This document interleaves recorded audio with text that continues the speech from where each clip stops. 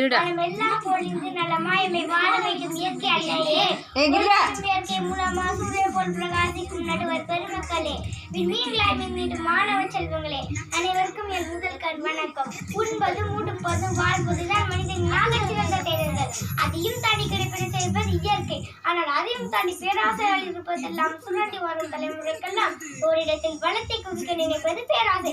ஒரு மிதிவண்டி ஒரு வீட்டில் இருந்தாலே அக்காலத்தில் இருந்து ஆளுக்கு ஒரு மிதிவண்டி கிடைப்பது கூட தவறில்லை. அது இயற்கையே வாழ்க்கையில்லை. ஒரு வீட்டில் ஒரு வீட்டில் ஒவ்வொருவருக்கும் வீட்டிற்கு ஒரு மகிழ்ந்து ஆளுக்கு ஒரு மகிழ்ந்து இப்படியாக சாலைகள் நிரம்ப மனிதனின் அசூர வேகப்படர்ச்சி சுற்றுச்சூழலுக்கு எதிராகி மனிதனுக்கு பல்வேறு நோய்களை உண்டாக்கியது. மனிதனின் நடைபயிற்சி கூட தடைப்பட்டது. கிராமங்கள் தான் விவசாயத்தில் நுழையிடும்.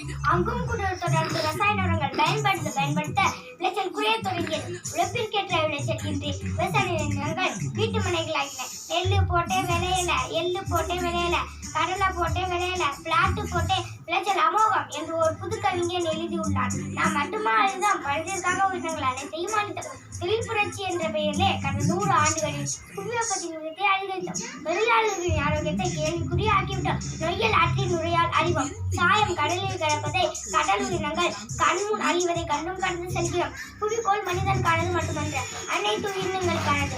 உயிர்கள் கருணமிக்க சங்கிலி தொடர் தேவை.